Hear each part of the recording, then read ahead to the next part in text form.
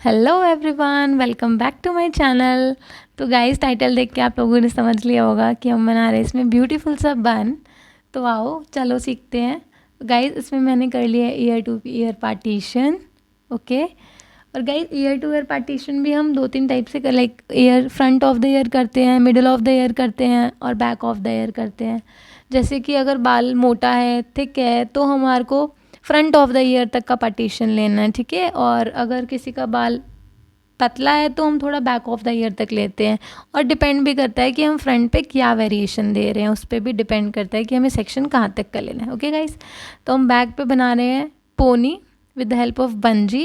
And guys, अगर किसी को किसी चीज़ में दिक्कत आती है तो do let me know in the comment section, ताकि मैं उस पर वीडियो बना पाऊँ। मुझे भी 1.5 ईयर ही हुआ है अभी हेयर स्टाइलिंग करते हुए, और ये तो जितना मर्जी सीखते जाओ गाइस, एज यू नो उतना कम है।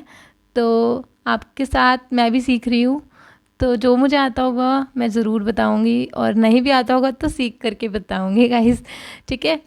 ओके देन, तो हमने बहुत अच्छे से नीट करके पोनी बना ली है। अब हम करेंगे कर्ल्स। तो मैं बता रही हूँ इसमें कि जो हमारा टेम्परेचर होता है डमी के लिए वो 180 होना चाहिए, क्योंकि ये रियल हेयर वाली डमी नहीं है, ठीक है। तो 180 टेम्परेचर कर दिया हमने। अब हम इसका बॉक्स सेक्शन को कर लेंगे अलग, ठीक है। जैसे कि आप वीडियो में देख रहे हो, मैंने बॉक्स सेक्शन अलग कर लिया है। जब तक हमारा जो टेम्परेचर है वो भी 180 पे आ जाएगा, हमारी रोड थोड़ी हीटअप हो जाएगी। मैंने आइकॉनिक की टोंग यूज़ करी है 22 mm, ठीक है गाइस। उसके बाद हम इधर से पार्टीशन लेंगे। और गाइस, अगर आप बिगनर हो, बिल्कुल बिगनर हो, आपको कर्ल्स भी नहीं करने आते, तो मैंने कर्ल्स की भी वीडियो डाली हुई है। ये तो विदाउट फ्लैप ही है, और मैंने विदाउट फ्लैप की ही कर्ल की वीडियो डाली है, जो कि मेरी इंस्टाग्राम पे वायरल भी हुई थी। बहुत ईजी मेथड से मैंने बताया हुआ है कि हम विदाउट फ्लैप वाले कर्ल्स कैसे करते हैं और किस डायरेक्शन में करते हैं, हमें डायरेक्शन को कैसे फॉलो करना होता है, वो सब वीडियो में है। तो आप मेरी वीडियो को जाके चेक कर लो, मैं इसका लिंक भी डिस्क्रिप्शन में दे दूँगी, क्योंकि शॉर्ट वीडियो है वो। ओके गाइस, अब प्रैक्टिस करना आपको आ जाएगा, ठीक है। अब मैं वीडियो को फास्ट फॉरवर्ड कर दूँगी ताकि हमारा टाइम वेस्ट ना हो, आपका टाइम वेस्ट ना हो, ठीक है गाइस। और मैं आपको बताती हूँ गाइस दूसरे साइड पे कि हम थोड़ा बाउंस कैसे दे सकते हैं, ठीक है।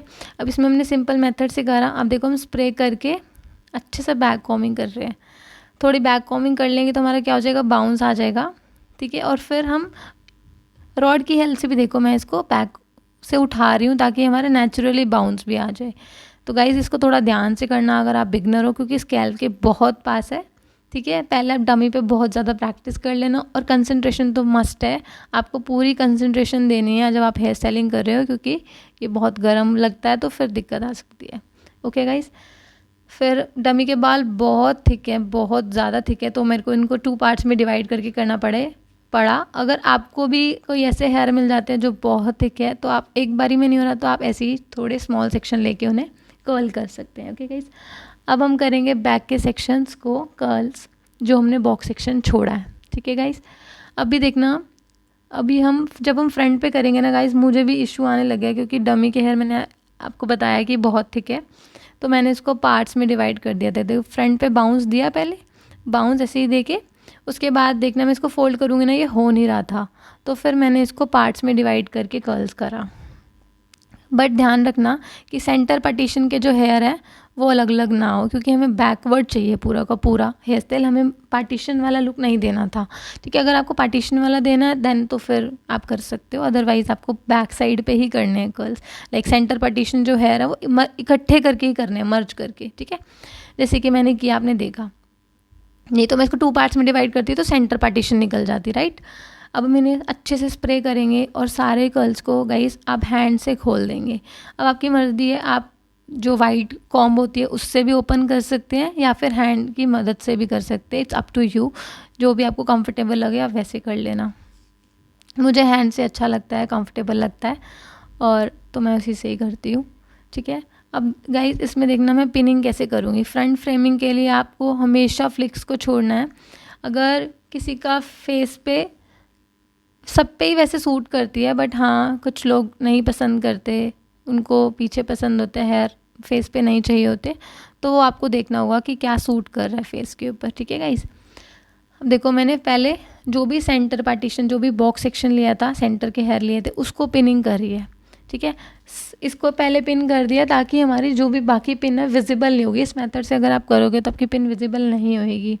एंड गाइस आपको हेयर स्टाइल बनाते टाइम ना ध्यान रखना है कि किस फेस पे आप कौन सा हेयर स्टाइल बना रहे हो।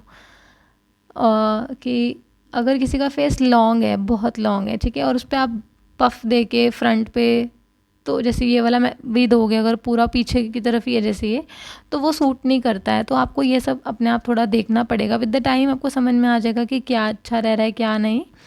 और हाँ, किसी का फेस थोड़ा गोल है फिर आप उसको थोड़ा लॉन्ग शेप में ला रहे हो क्योंकि चबी है ऑल पहले ही, है ना, तो आप उसको थोड़ा पतला दिखाने के लिए उसको बाउंस दोगे तो वो बेटर लगेगा। ठीक है, ये आपको थोड़ा सा हेयर स्टाइलिंग करने से पहले देखना है कि क्लाइंट का फेस कैसा है और उस पर क्या सूट कर रहा है।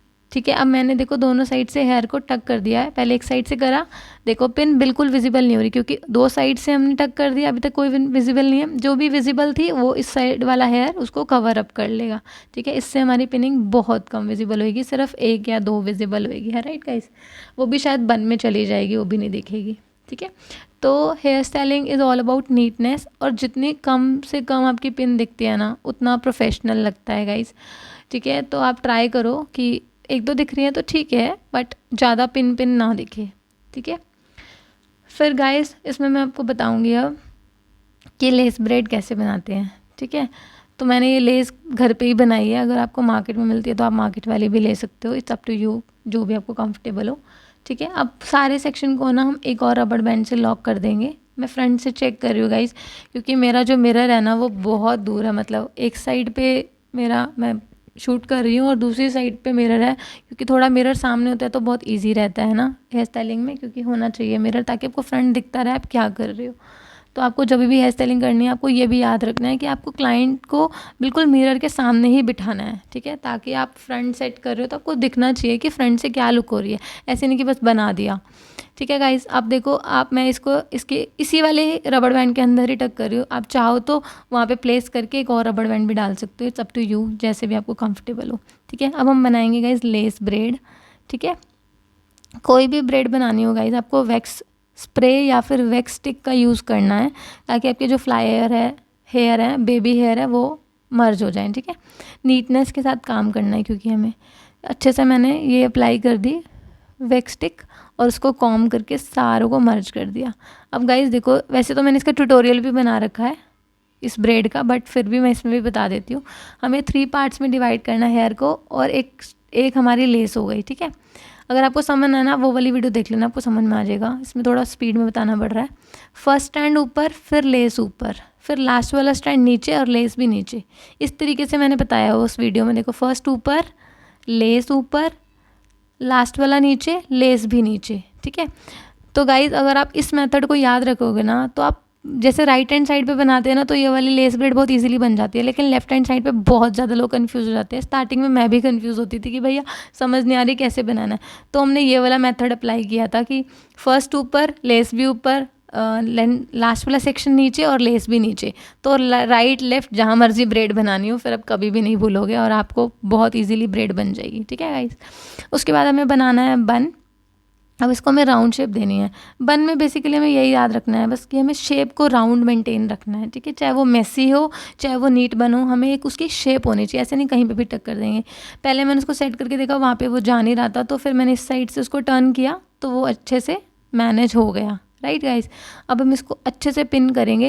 गाइज जब भी आपको टकिंग करनी है ना तो आपको थोड़ी लॉन्ग पिन ही चाहिए, यू पिन। ठीक है, ताकि जो भी हमारे रबड़ बैंड तक आराम से हमारी पिन जाए और जो हमारा बन है वो लूज़ ना हो। अब देखो, मैं इस साइड से पहले मैंने दूसरी साइड से टक करने की कोशिश करी थी, वहाँ पे सुंदर नहीं लग रहा था, गोल शेप नहीं आ रही, फिर मैंने इस तरीके से मैनेज करा।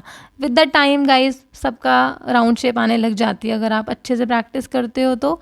स्टार्टिंग में मेरे को भी बहुत कन्फ्यूज़न होती थी, मेरा भी नहीं होता था, बट विद द टाइम हो जाती है। अभी भी बहुत सारी मिस्टेक होती है, एज मैंने ऑलरेडी टोल यू कि मैं अभी सीख ही रही हूँ। मुझे सिर्फ 1.5 ईयर ही हुआ है हेयर करते हुए, 1 ईयर आई थिंक, 1.5 ईयर ही हुआ है। तो अभी तो ऐसा नहीं है कि मैं एक्सपर्ट हूँ, और ये तो सीखते ही रहो, जितना मर्जी उतना कम है गाइस। तो मैं अभी लर्न भी कर रही हूँ और साथ साथ वीडियो बना के कुछ लोगों को इंस्पायर कर रही हूँ, और किसी की शायद कोई देख के अगर सीखना चाहे तो वो सीख भी रहा है।